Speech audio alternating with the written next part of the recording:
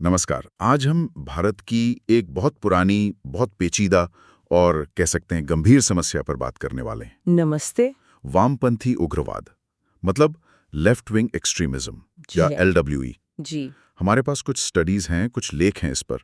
तो कोशिश रहेगी कि इनके जरिए इस मुद्दे की जड़ें समझें, ये कैसे फैला, अभी क्या हालात हैं और आगे क्या चुनौतियां हैं।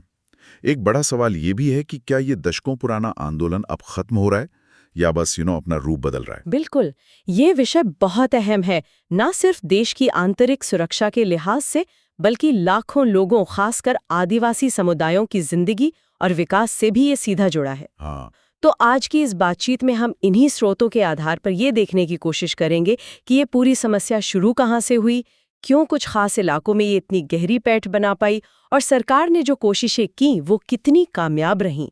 तो चलिए शुरू करते हैं इसके इतिहास से। कहाँ से शुरू करें? वैसे तो आज़ादी के ठीक बाद वो तेलंगाना आंदोलन था, बंगाल का तिभागा आंदोलन। हाँ, 1946-51 के आसपास उनमें कुछ झलक दिखती है, किसानों के मुद्दे थे, लेकिन जिससे आज हम नक्सलवाद या माओवाद के तौर पे जानते हैं, उसकी एक संगठित शुरुआत वो हुई 1967 में पश्चिम बंगाल का एक छोटा सा गांव नक्सलबाड़ी। नक्सलबाड़ी, हाँ, वहीं से नाम आया। बिल्कुल, वो एक तरह का स्पार्क था। उसी विद्रोह से प्रेरणा ली गई और फिर माओ त्से तुंग की विचारधारा, खासकर वो दीर्घकालिक जन युद्ध वाली थ्योरी, मतलब प्रोट्रैक्टेड पीपल्स वॉर, कि धीरे धीरे गांव से शहरों को घेरना है। हाँ, और सत्ता बंदूक के नली से निकलेगी, इस सोच के साथ चारों मजूमदार जैसे नेताओं ने 1969 में CPIML बनाई, communist party of India, Marxist Leninist. अच्छा, और शुरुआत में ये काफी तेजी से फैला भी। बंगाल तो था ही, बिहार, आंध्र प्रदेश, पंजाब, कुछ हिस्सों में इसका असर दिखा। लेकिन फिर इसमें गिरावट भी आई। सुना है सरकार ने भी काफी सख्ती की थी, ऑपरेशन स्टीपल चेज वगैरह। हाँ, राज्य की प्रतिक्रिया काफी कठोर थी और फिर चारू मजूमदार की मृत्यु हो गई। पार्टी के अंदर भी काफी फूट पड़ी, लीडरशिप को लेकर, रणनीति को लेकर। तो आंदोलन कमजोर हुआ, कई छोटे छोटे ग्रुप्स में बंट गया। लेकिन कहानी यहीं खत्म नहीं हुई। 80s और खासकर 90s के दशक में ये फिर से उभरने लगा। अलग अलग गुट ज्यादा मजबूत हुए, जैसे पीपल्स वॉर ग्रुप PWG, जो ज्यादातर आंध्र प्रदेश में एक्टिव था। हाँ, सुना है PWG के बारे में। और दूसरा था माओवादी कम्युनिस्ट सेंटर यानी MCC। ये बिहार झारखंड वाले बेल्ट में ज्यादा ताकतवर था। तो ये अलग अलग गुट थे। हाँ, और ये ज्यादातर दूर दराज के आदिवासी इलाकों, जंगलों, पहाड़ों में अंडरग्राउंड रहकर काम करते थे, अपनी ताकत बढ़ाते रहे। और फिर 2004 में कुछ बड़ा हुआ। बिल्कुल, वो एक बहुत बड़ा मोड़ था। 2004 में ये दोनों बड़े गुट PWG और MCC, इनका विलय हो गया और बनी कम्युनिस्ट पार्टी ऑफ इंडिया माओवादी यानी CPI माओवादी, जो आज भी सबसे प्रमुख LWE संगठन है। अच्छा, तो ये दोनों मिल गए। हाँ, और इसके बाद हिंसा बहुत तेजी से बढ़ी। वो दौर शायद सबसे ज्यादा हिंसक था। 2010 का दंतेवाड़ा हमला शायद सबको याद होगा। हाँ, जिसमें 70 से ज्यादा जवान शहीद हुए थे, बहुत भयानक था वो। जी, वो LWE हिंसा का पीक था एक तरह से, और तब ऐसा माना जाता था कि देश के लगभग 200 जिले इसके प्रभाव में है।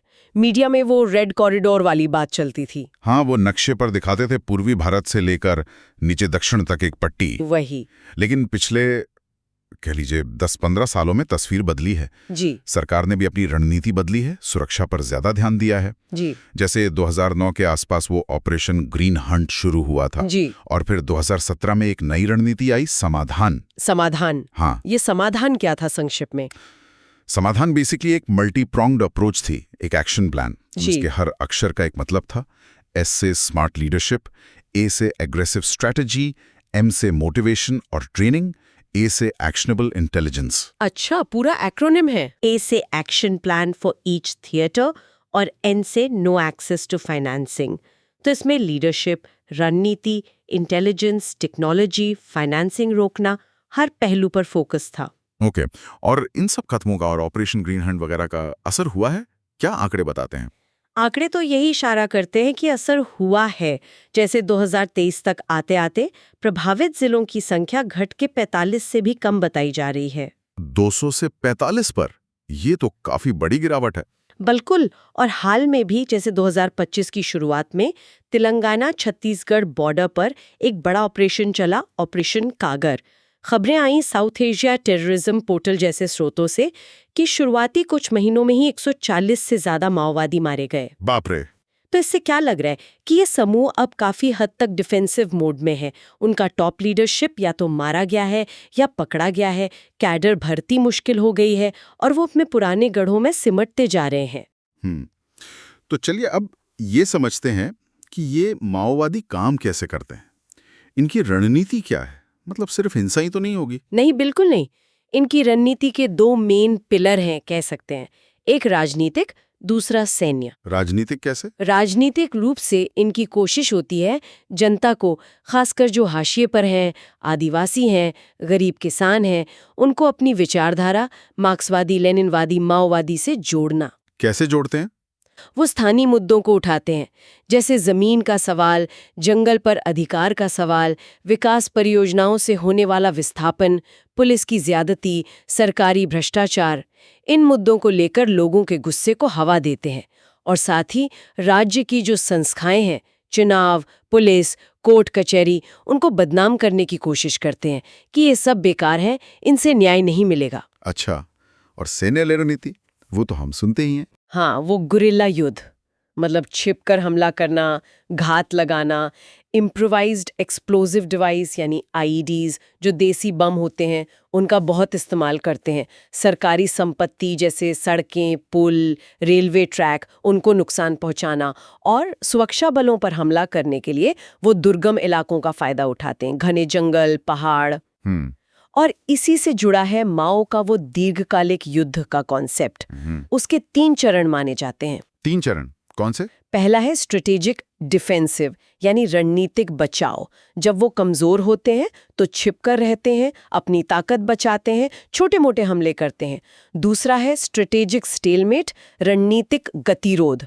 जब उनकी ताकत बढ़ जाती है और वो राज्य की सेना से बराबरी का मुकाबला करने लगते हैं। और तीसरा स्ट्रेटेजिक ऑफेंसिव, रणनीतिक आक्रमण, जब वो इतने ताकतवर हो जाएं कि राज्य पर हावी होने लगे। और अभी वो किस चरण में सरकार के हिसाब से? गृह मंत्रालय का जो आकलन है उसके हिसाब से तो वो अभी ज्यादातर पहले चरण यानी स्ट्रेटेजिक डिफेंसिव में ही सिमट गए हैं, मतलब बचाव की लड़ाई लड़ रहे हैं। स्रोतों में एक और चीज का जिक्र आता है, लिबरेटेड जोन या मुक्त क्षेत्र बनाने की कोशिश। ये क्या है? ये उनकी एक बड़ी महत्वाकांक्षा रही है, मतलब ऐसे इलाके बनाना, खासकर दुर्गम इलाकों में, ट्राई जंक्शन एरियाज में, जहां कई राज्यों की सीमाएं मिलती हैं, जैसे दंडकारण्य, अबुझमाड़। हाँ बिल्कुल, दंडकारण्य, अबुझमाड़ जैसे इलाके जहां राज्य की पहुंच, सरकार की उपस्थिति बहुत कमजोर होती है। वहां वो अपना पूरा कंट्रोल स्थापित करना चाहते हैं, एक तरह की समानांतर सरकार चलाना चाहते हैं, जिसे वो जनताना सरकार कहते हैं। जनताना सरकार? हाँ, मतलब लोगों की सरकार। वहाँ वो अपने नियम चलाते हैं, अपना टैक्स या लेवी वसूलते हैं, अपनी अदालतें लगाते हैं, बेसिकली राज्य को पूरी तरह से नकार कर अपना शासन स्थापित करने की कोशिश। समझ गया। ये तो हुई उनकी रणनीति। पर सवाल ये उठता है कि आखिर ये उग्रवाद कुछ खास इलाकों में इतना ज्यादा क्यों फैला? क्या वजह रही इसके पीछे? देखिए, कोई एक अकेली वजह नहीं है। ये एक बहुत कॉम्प्लेक्स मुद्दा है जिसके पीछे कई सारे फैक्टर्स हैं, सामाजिक भी, आर्थिक भी, प्रशासनिक भी। सामाजिक स्तर पर क्या मुख्य कारण रहे? सामाजिक स्तर पर देखें तो जिन इलाकों में ये फैला वहाँ जबरदस्त गरीबी है, बेरोजगारी है, अशिक्षा है, खासकर आदिवासी समुदायों में। जमीन से जुड़े मुद्दे बहुत गहरे हैं, या तो उनके पास जमीन नहीं है या उनकी जमीन छीनी जा रही है। फिर बड़े बड़े प्रोजेक्ट्स आते हैं, बांध, खदानें, फैक्ट्रियां, जिनसे उनका विस्थापन होता है। हाँ, और पुनर्वास ठीक से नहीं होता होगा। बिल्कुल, उनको लगता है कि विकास तो हो रहा है, लेकिन उनके लिए नहीं, बल्कि उनकी कीमत पर हो रहा है। उनके जल, जंगल, जमीन छीने जा रहे हैं, तो एक अलगाव की भावना पैदा होती है, असंतोष बढ़ता है। और आर्थिक पहलू क्या है? आर्थिक कारक भी उतने ही अहम हैं। इन इलाकों में खेती पिछड़ी हुई है, ज्यादातर मॉनसून पर निर्भर। कमाई बहुत कम है। बहुत से लोग जंगल के उत्पादों, मतलब वनोपज पर निर्भर हैं, लेकिन वन नीतियां अक्सर उनके पारंपरिक अधिकारों को सीमित करती हैं। फिर बुनियादी ढांचा बहुत खराब है। सड़कें नहीं, बिजली नहीं, अच्छे अस्पताल या स्कूल नहीं, बाजार तक पहुंच नहीं है। और विडंबना देखिए, ये इलाके अक्सर खनिज संपदा से भरपूर हैं। लोहा, कोयला, बॉक्साइट सब यहीं मिलता है। हाँ, ये तो है। संसाधन संपन्न लेकिन लोग गरीब। बिल्कुल। तो ये जो भारी आर्थिक असमानता है, ये साफ दिखती है और गुस्से को जन्म देती है। इसमें सरकार या प्रशासन की भी तो कुछ कमियां रही होंगी। यकीनन गवर्नेंस डेफिसिट यानी शासन की कमियां एक बहुत बड़ा फैक्टर रहा है। जो बेसिक सरकारी सेवाएं हैं, हेल्थ, एजुकेशन, वो लोगों तक पहुंचती ही नहीं या बहुत बुरी हालत में पहुंचती हैं। स्थानीय प्रशासन में भ्रष्टाचार की शिकायतें आम हैं। लोगों की सुनवाई का कोई असरदार सिस्टम नहीं है। और पुलिस या सुरक्षा बलों का रवैया? हाँ, उसका भी जिक्र आता है कई बार। हाँ, कई बार पुलिस या अर्धसैनिक बलों पर भी ज्यादती करने, मानवाधिकारों का उल्लंघन करने के आरोप लगते हैं। जैसे स्रोत में छत्तीसगढ़ के सोनी सोरी मामले का उदाहरण दिया गया है। इस तरह की घटनाओं से राज्य और लोगों के बीच भरोसा टूटता है, दूरी बढ़ती है और माओवादी इसी अविश्वास का फायदा उठाते हैं अपने प्रचार में। और विचारधारा का कितना रोल है? मतलब वो जो क्रांति और न्याय की बातें करते हैं। विचारधारा का भी रोल है, जरूर है। वो समाज में मौजूद गहरी असमानता और राज्य के कथित दमन के खिलाफ एक रेडिकल समाधान का वादा करते हैं, क्रांति का, एक नए समाज का।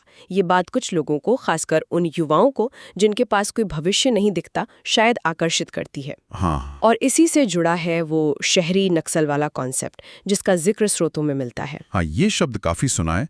स्रोत क्या कहते हैं इसके बारे में? स्रोतों के अनुसार ये वो लोग हैं जो शहरों में रहते हैं, बुद्धिजीवी हो सकते हैं, छात्र हो सकते हैं, एक्टिविस्ट हो सकते हैं, और वो आंदोलन के लिए वैचारिक जमीन तैयार करते हैं, प्रोपेगेंडा फैलाते हैं, फंड जुटाने में मदद करते हैं, और जो कैडर पकड़े जाते हैं उनके लिए कानूनी लड़ाई लड़ते हैं। यहाँ हम फिर साफ कर दें कि ये जानकारी सिर्फ स्रोतों पर आधारित है। हम किसी लेबल का समर्थन या विरोध नहीं कर रहे। समझ गया। और राजनीतिक स्तर पर भी कुछ कारण रहे होंगे? हाँ, बिल्कुल। जैसे इन दूर दराज के इलाकों के प्रति पॉलिटिकल पार्टियों की एक तरह की उदासीनता, आदिवासियों का पॉलिटिकल रिप्रेजेंटेशन कितना असरदार है, ये भी एक सवाल है। लोकसभा में एसटी सीटें आरक्षित तो हैं, अभी 47 है, पर क्या उनकी आवाज़ पॉलिसी मेकिंग में उतनी सुनी जाती है? फिर वोट बैंक की राजनीति के चक्कर में भूमि सुधार या वन अधिकार जैसे मुश्किल मुद्दों को अक्सर टाला जाता रहा है। और कुछ राज्यों की अपनी खास दिक्कतें भी थीं। जैसे छत्तीसगढ़ में संविधान की 5वीं अनुसूची, जो आदिवासी इलाकों के लिए विशेष प्रशासन का प्रावधान करती है, उसे ठीक से लागू न करने की शिकायतें रहीं। या फिर वो सलवा जुडूम अभियान, जो सरकार के समर्थन से चला था, लेकिन उस पर मानवाधिकार उल्लंघन के गंभीर आरोप लगे और सुप्रीम कोर्ट ने उसे बंद करवाया। हाँ, सलवा जुडूम तो काफी विवादों में रहा था। या महाराष्ट्र में जैसे वन कानूनों की वजह से आदिवासियों को उनकी जमीनों से हटाने के मामले सामने आए।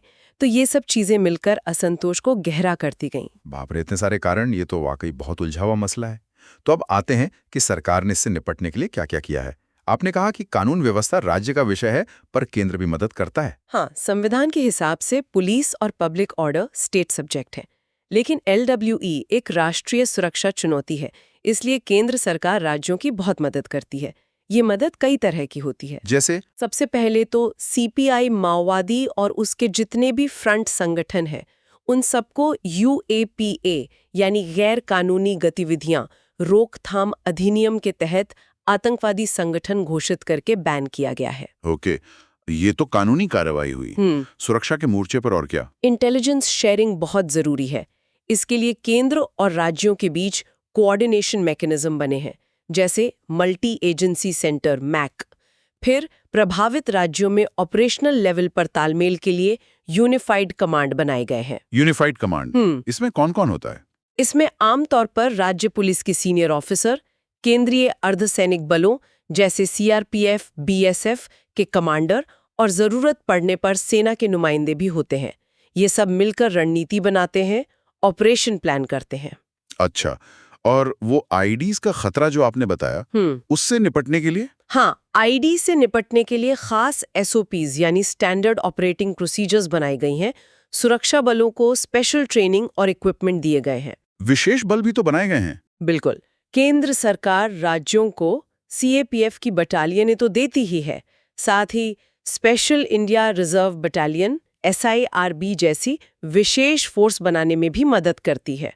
इनमें कोशिश होती है कि स्थानीय युवाओं को भर्ती किया जाए जिन्हें इलाके की जानकारी हो। और राज्यों ने भी अपने स्पेशल फोर्स बनाए। हाँ, कई राज्यों ने बनाए हैं और वो काफी कामयाब भी रहे हैं, जैसे आंध्र प्रदेश और तेलंगाना का ग्रेहाउंड्स फोर्स।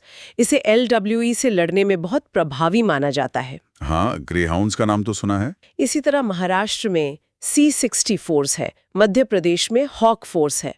छत्तीसगढ़ ने हाल ही में स्थानीय आदिवासी युवाओं को लेकर बस्तर फाइटर फोर्स बनाई है।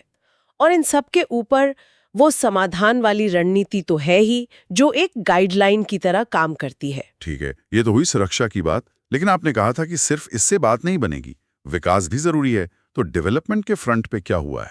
ये बहुत ही महत्वपूर्ण पहलू है। सरकार की रणनीति का दूसरा बड़ा हिस्सा विकास ही है। आइडिया ये है कि अगर इन पिछड़े इलाकों में विकास पहुंचेगा, लोगों को रोजगार मिलेगा, सुविधाएं मिलेंगी, तो वो मुख्य धारा से जुड़ेंगे और माओवादियों का प्रभाव अपने आप कम होगा। तो क्या योजनाएं चलाई गई? कई योजनाएं हैं, जैसे एक रोशनी स्कीम थी 2013 में, जो LWE प्रभावित जिलों के ग्रामीण युवाओं के लिए स्किल डेवलपमेंट और रोजगार पर फोकस करती थी। आदिवासी बच्चों की अच्छी शिक्षा के लिए Eklavya model residential school EMRS खोले जा रहे हैं, उनका विस्तार किया जा रहा है। और सड़कें, कनेक्टिविटी, बैंकिंग वगैरह? हाँ, इस पर बहुत जोर रहा है। पिछले कुछ सालों में हजारों किलोमीटर सड़कें बनाई गई हैं ताकि दूर दराज के गांव भी शहरों से जुड़ सकें। सड़क आवश्यकता योजना RRP और RCP LWEA के तहत करीब 14,600 किलोमीटर बन चुकी हैं। इससे सुरक्षा बलों की आवाजाही भी आसान हुई होगी। बिल्कुल, और आम लोगों को भी फायदा हुआ है। इसी तरह मोबाइल कनेक्टिविटी बढ़ाने के लिए हजारों टावर लगाए गए हैं, लगभग 7,800 काम कर रहे हैं। फाइनेंशियल इंक्लूजन मतलब बैंकिंग सेवाओं का क्या? उस पर भी काम हुआ है। प्रभावित जिलों में 5700 से ज्यादा डाकघरों में बैंकिंग सेवाएं शुरू की गई हैं, करीब 1000 नई बैंक शाखाएं खुली हैं, 900 से ज्यादा ATM लगे हैं और हजारों की संख्या में बैंकिंग कॉरेस्पॉन्डेंट BCs काम कर रहे हैं, जो गांव-गांव जाकर लोगों को बैंकिंग से जोड़ते हैं। तो मतलब एक तरफ सिक्योरिटी ऑपरेशन, दूसरी तरफ डेवलपमेंट का काम। सही, एक पूरी national policy and action plan है जो इसी ड्यूअल अप्रोच पर चलती है, सिक्योरिटी भी, डेवलपमेंट भी। और इसके साथ साथ लोकल कम्युनिटीज के अधिकारों को सुनिश्चित करना, उनकी भागीदारी बढ़ाना, इस पर भी ध्यान है। जैसे वो फॉरेस्ट राइट्स एक्ट यानी वन अधिकार कानून। इसके तहत लाखों आदिवासी और दूसरे वनवासियों को उनकी जमीन पर अधिकार के पट्टे दिए गए हैं, करीब 21 लाख से ज्यादा। अच्छा। फिर सुरक्षा बल भी सिविक एक्शन प्रोग्राम चलाते हैं। मतलब वो स्थानीय लोगों के लिए कभी मेडिकल कैंप लगा दिया, कभी खेल करवा दिए, कभी जरूरी सामान बांट दिया। इससे उनके और जनता के बीच रिश्ता बेहतर बनाने की कोशिश होती है। युवाओं को जोड़ने के लिए आदिवासी युवा आदान प्रदान कार्यक्रम TYEP भी चलता है। और अगर कोई माओवादी हिंसा छोड़कर वापस आना चाहे तो उसके लिए क्या है? हाँ, उसके लिए सरेंडर और रिहैबिलिटेशन पॉलिसी है। जो कैडर हथियार डालकर आत्मसमर्पण करते हैं, उन्हें सरकार की तरफ से आर्थिक मदद मिलती है। जैसे सीनियर कैडर को 5 लाख, बाकियों को 2.5 लाख का अनुदान। हर महीने कुछ स्टाइपेंड मिलता है, 10,000 रुपये। वोकेशनल ट्रेनिंग दी जाती है ताकि वो कोई काम सीख सकें। हथियार सौंपने पर अलग से इंसेंटिव भी मिलता है। कोशिश यही है कि जो हिंसा छोड़ना चाहते हैं, उन्हें समाज में वापस लौटने और नई जिंदगी शुरू करने का मौका मिले। तो इतने सारे मोर्चों पर काम हुआ है, सुरक्षा, विकास, पुनर्वास। अब आते हैं नतीजों पर। आपने शुरू में कहा था कि आंकड़े सकारात्मक है। क्या कहते हैं आंकड़े? हाँ, नतीजे काफी उल्लेखनीय दिखते हैं, खासकर पिछले दशक में। जैसा मैंने पहले बताया, 2010 में जो हिंसा का पीक था, उसकी तुलना में LWE की घटनाओं में 80% से ज्यादा, करीब 81% की कमी आई है। 81%? ये तो बहुत ज्यादा है। जी, और इन घटनाओं में जो मौतें होती थीं, नागरिकों की और सुरक्षा बलों की मिलाकर, उनमें भी करीब 85% की गिरावट आई है। 85% मौतें कम हुई?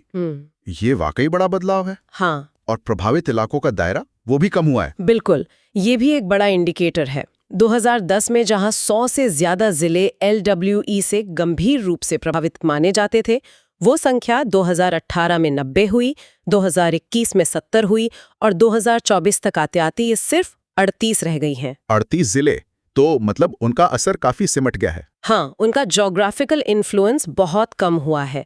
अब वो कुछ खास पॉकेट्स में ही सीमित रह गए हैं, मुख्यतः छत्तीसगढ़ के बस्तर इलाके में, झारखंड ओडिशा बॉर्डर के कुछ हिस्सों में और महाराष्ट्र मध्य प्रदेश छत्तीसगढ़ एमएमसी जोन के जंगलों में। तो इस गिरावट के पीछे मुख्य कारण क्या माने जा रहे हैं, अगर संक्षेप में बताना हो? देखिए, कई चीजें एक साथ काम कर रही हैं। एक तो केंद्र और राज्य के सुरक्षा बलों के बीच कोऑर्डिनेशन बहुत बेहतर हुआ है, इंटेलिजेंस शेयरिंग अच्छी हुई है। दूसरा, इंफ्रास्ट्रक्चर डेवलपमेंट, खासकर सड़कें और मोबाइल टावर। इससे न सिर्फ फोर्सेस की मोबिलिटी बढ़ी है, बल्कि आम लोग भी बाहरी दुनिया से जुड़े हैं, सरकार के करीब आए हैं। तीसरा, सरकार की जो वेलफेयर स्कीम्स हैं, सस्ता अनाज, घर, गैस कनेक्शन वगैरह, उनकी पहुंच इन इलाकों में पहले से बेहतर हुई है। इससे शायद लोगों का सरकार पर भरोसा बढ़ा है और माओवादी नैरेटिव कमजोर हुआ है। चौथा, समाधान जैसी फोकस्ड ऑपरेशनल स्ट्रैटेजी और ग्रेहाउंड्स जैसे स्पेशल फोर्सेस ज्यादा असरदार साबित हुए हैं।